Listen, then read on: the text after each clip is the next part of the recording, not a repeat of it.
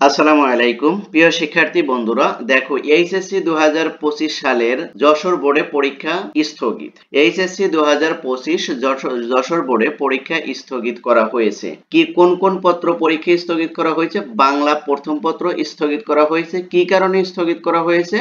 স্থগিত করা হয়েছে হলো পরীক্ষা প্রশ্নপত্র চুরি, অনিয়ম এবং পরীক্ষার প্রশ্নপত্র অনিয়ম ও চুরি হওয়ার প্রমাণ পাওয়া গেছে, যার কারণে পরীক্ষাটা কি করা হয়েছে? স্থগিত করা হয়েছে। এই যে বিজ্ঞপ্তির মাধ্যমে যে এই যে একটা খবর আমরা কিন্তু অহরহ দেখতে পাচ্ছি, আসলে কি এটা কি সত্যই কি যশোর বোর্ডের পরীক্ষা কি স্থগিত করা হয়েছে?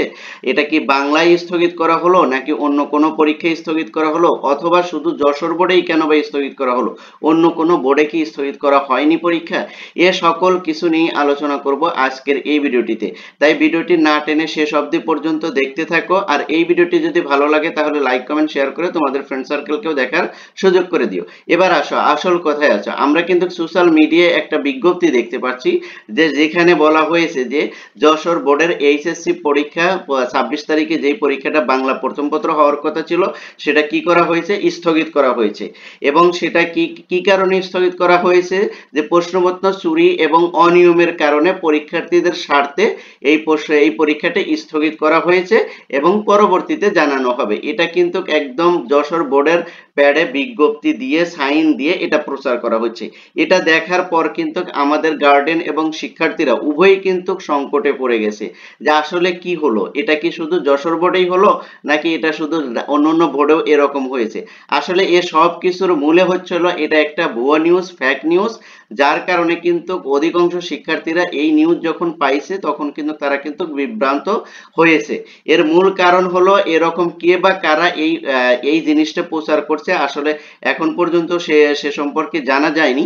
তবে এই খবরটা কিন্তু একদম ফ্যাক্ট, এটা কিন্তু সঠিক খবর নয়। সঠিক খবর হলো সকল বোর্ডে এইচএসসি পরীক্ষা 2026 তারিখে কিন্তু অনুষ্ঠিত হতে যাচ্ছে, যথাসময়ে অনুষ্ঠিত হবে। কোনো কি নিউজে কান দেওয়া কোনো দরকার নেই। 26 তারিখে কিন্তু সঠিক সময়ে তোমাদের যেই সাবজেক্ট পরীক্ষা হওয়ার কথা সেই সাবজেক্টে কিন্তু পরীক্ষা হবে।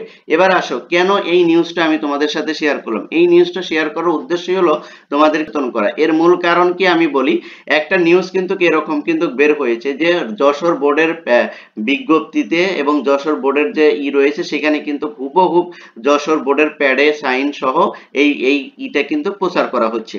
কারণ এটা কিন্তু পরীক্ষার্থীদের ভিতরে কিন্তু একটা আলাদা একটা কিন্তু টেনশন ধরিয়ে দিচ্ছে যে আসলে কি পরীক্ষা পিছিয়ে যাচ্ছে বা পরীক্ষা স্থগিত হচ্ছে। এর কোনো কিছুই না। কারণ এটা একটা কে বা কারা এটা করেছে, এখন এই বিষয় নিয়ে কিন্তু যশোর বোর্ড কিন্তু আইনের আশ্রয় নিয়েছে। এটা নিয়ে কিন্তু তারা কিন্তু কি তাদের কাছে যখন নজরে আসে তখন তারা কিন্তু এটা কিন্তু আইনের আশ্রয় নিছে, যথাযথ এটা কিন্তু ব্যবস্থা নেওয়া হবে। তবে তোমরা টেনশন করবে না, পরীক্ষা যথাসময়ে অনুষ্ঠিত হচ্ছে। এখন এই 2-3টা দিন যে যে নিউজই আসুক এই সকল নিউজ থেকে তোমরা বিরত থাকবে। আর এ বিষয়ে তোমাদের কলেজের সাথে যোগাযোগ করবে, তোমাদের কলেজের নাম্বারে যোগাযোগ করবে, তারা কিন্তু সঠিক সিদ্ধান্তটা দিতে পারবে। তবে আপাতত কোনো নিউজ নেই কোনো বোর্ডেরই পরীক্ষা স্থগিত বা অনিয়মের কারণে পরীক্ষা বন্ধ থাকিবে।